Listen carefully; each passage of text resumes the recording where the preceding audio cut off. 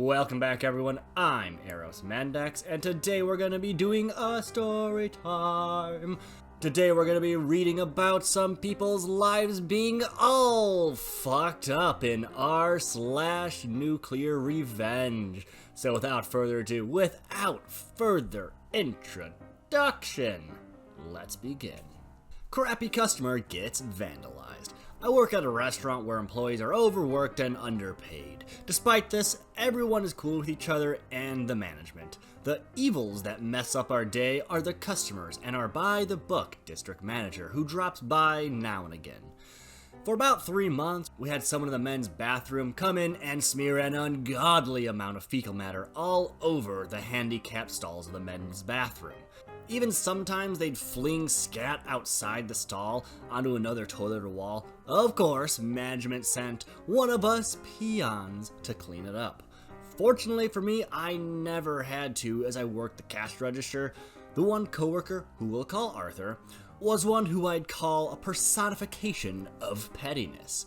He was crazy and had a smart mouth and an explosive temper when pushed too far. Me and Arthur were cool. I never had problems with him, but management always had him clean out the bathroom when it was poo smeared. One day, Arthur comes in on his day off to get some food. After placing his order, he went to use the restroom. Well, there he heard someone moan and groan, having a massive shitstorm in the handicapped stall. He didn't think much of it, even when he smelled that god-awful scent. An older gentleman, around 50, exited the stall. Arthur came out and noticed the smell was even stronger than before. Curious, he peeked into the stall and noticed the poop smears all over the place. Infuriated, he asked the old man if he had done that and why he even would do that. The old man said with a scat-eating grin, "Look, I don't care. I just want to ruin some poor fucker's day." Arthur was set the fuck off as he was that poor fucker. Initially, Arthur wanted to clock the guy right then and there, but in his own words, time slowed down around him and all he saw was red. Arthur didn't say anything to the man. Instead, he washed his hands and sat down, waiting for his food. He sat on the opposite end of the restaurant at the location, provided an overview of the entire floor. He could see the old guy at his booth munching away like nothing happened. Of course, someone complained that there was poop smeared all over, and one of the other employees that Arthur was cool with had to go clean up that mess. Arthur caught the old guy looking at the situation and grinning at himself. Seeing that, Arthur thought that the man needed to be taught a hard and hurtful lesson. The old guy finished his food and drove home. Little did he know, Arthur was following him. He ends up following the old man to his home and stakes it out for an hour. Arthur does this for a couple weeks, following him home, learning about this guy as quick as possible. Even on days off, he drove over there to watch where he lived, followed him to both the restaurant and his company. Arthur had gotten a rough idea of this guy's works and sleep schedule, so it was time to enact his revenge. Going by the information he acquired by the guy's activities and the neighborhood he lived in, Arthur figured out that this guy lived well enough to survive, but had no means of backup if something were to happen. Arthur had a 3-part plan for him. The first act, in the dead of night, Arthur went to the old guy's house. He slashed one of the tires. The old guy drove a Jeep, so Arthur opened up the spare tire compartment and poked a small hole in it. The old guy woke up the following morning to find his tire flat. According to Arthur, the old man was on the phone freaking out because he was going to be running late for work and didn't really have money to get a new tire. Not only that, but to Arthur's surprise, the old guy didn't even know how to change a tire. The old guy spent nearly 2 hours in the hot Texas morning heat on the phone with someone on how to change a tire. This is important for later in this act. At this point, Arthur is foaming at the mouth with excitement. The old guy drove on the spare to work only to find out that afternoon that the spare was flat as well.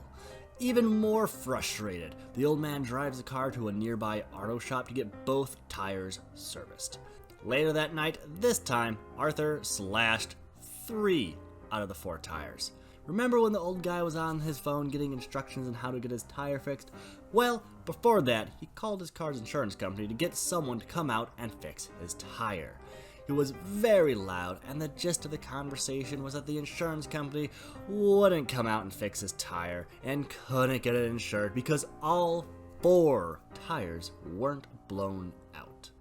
They said it would be easier and less expensive to just change the tire himself and get another. So later that night, Arthur slashed 3 tires, save for the new one. Arthur wasn't there for the following morning, but he knew the old guy surely had a meltdown. That, and he didn't show up at the restaurant for about a month. The second act. Piggybacking on the first act, Arthur would regularly check on the old guy's car. When all tires were replaced, Arthur went to the old guy's house late one night and poured 1.5 gallons of sugar and bleach into the gas tank. His car had one of those manual gas covers instead of the modern button inside the car ones, so no one was none the wiser. In the morning, during Arthur's stakeout, the old man started his car up, left for work, and only got halfway there before his car stopped working. So the old guy had to get his car towed to his house. The final act. Arthur got the old guy's name from the phone conversation and searched him on Facebook. He downloaded a couple good pictures of him and created a few flyers. Due to the old guy's car being unusable, he wasn't able to come into the restaurant to do his usual crap, pun intended. Arthur printed the flyers out and posted them all over the restaurant. The flyers had a picture of the guy, his name, and a description of what he did in the bathroom for the past few months. A few days later, the old guy comes in with a friend. The friend goes ahead and orders the old guy runs to the bathroom. One of the coworkers spotted him and notifies everyone, including the friend. The old guy starts to do his thing in the stall until he sees the flyer with his face on it. He storms out of the bathroom, flyer in hand, angrily demanding for the person responsible for the setup to him. Arthur steps up in his uniform and claims responsibility. The old guy begins threatening to sue for slander and emotional damages, and other offenses, to which Arthur simply says with an equally scat-eating grin, "Look, I don't care. I just want to ruin some poor fucker's day." Old guy's soul momentarily leaves his body as he realizes the same guy he confessed his crimes to weeks ago was one of the employees. The managers arrive and ban the old guy from the restaurant. Old guy threatens to ram his car through the windows, which Arthur says, "Is your car a unicycle? You better check your tires, you poor fucker." The old guy then realizes that Arthur was behind the attacks, banned from the restaurant, no hard evidence of Arthur's vandalism, and extreme embarrassment. Old guy decides to bow out. Haven't seen or heard from him since. Not sure if this belongs here, however, I must let you know that this story was handed down from my grandfather a few months before he died in 2006.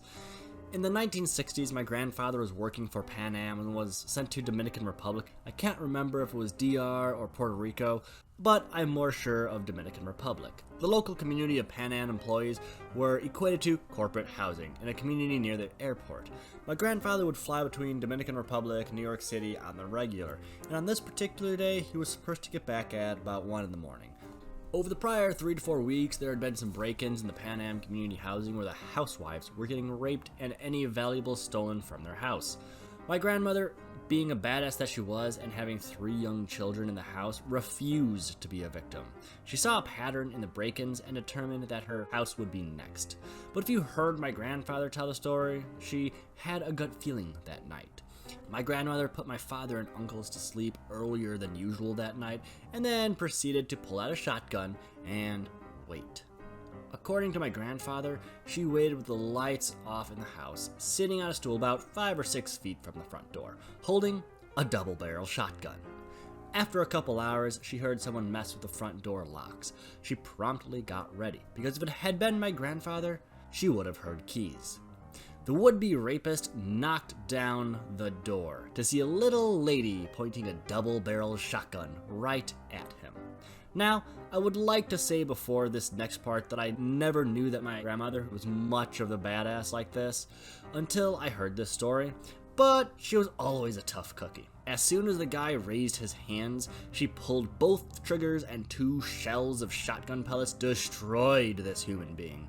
My grandmother then proceeded to put a call in the airport to inform my grandfather as soon as he got in to hurry home and that there had been a family emergency because this was a foreign country and my grandmother did not know how the local police would react.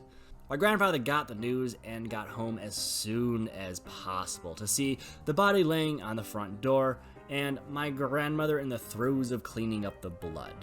My grandfather, without a word, just went a couple houses down to a few people who he trusted and enlisted their help. They promptly tied the body by a rope to the back of a pickup and started driving. He said they'd spent hours dragging this body through the mountain roads until there wasn't any of the body left, grinding it away using the road. By the time he got home at 7 in the morning, my grandmother had cleaned up all the blood and fixed the front door. They never told the local government and went on with their lives. Now, I'm not sure about this story being true. However, it was one of the last stories my grandfather told me before he died. My father once told me that he remembered hearing a commotion but never investigated because he didn't want to get in trouble for being out of bed. He was like 5 or 6 at the time. I wish there was a way for me to confirm the story. However, all parties involved are no longer alive. Update. So I got a hold of my grandfather's brother who now lives in his 90s and who lives in England. He says the story was true. He said that he knew that it was because my grandpa's Pan Am friends that were there told him before my grandpa did. I'm actually sitting here amazed that my grandmother, who was a sweet old nurse, who when I was a child seemed like she couldn't hurt a fly, was actually tough of nails and did that. I've been trying to get a hold of any others who would be around in the family, and I'm going down the rabbit hole of reaching out to any Pan Am employees who were stationed in Dominican Republic and Puerto Rico in the early 1960s who would remember this event. Wow, I really don't even know what to say about those 2 stories besides, wow. Like, one guy goes to extreme fucking lengths to get revenge on a guy spreading shit on walls, and the other person literally put a few slugs in a person's chest. Like, wow. This is a fun subreddit. I hope you guys enjoyed this story time. I hope it helped rock you guys off to sleep in the dark of night. However, that does conclude today's video. If you guys liked what you saw, click the subscribe button, click the like button, comment on down below. Down below in the description block, there's also my Discord, my Patreon, a GoFundMe for my husband's top surgery. There's so much down there if you look. I hope you guys enjoyed the video.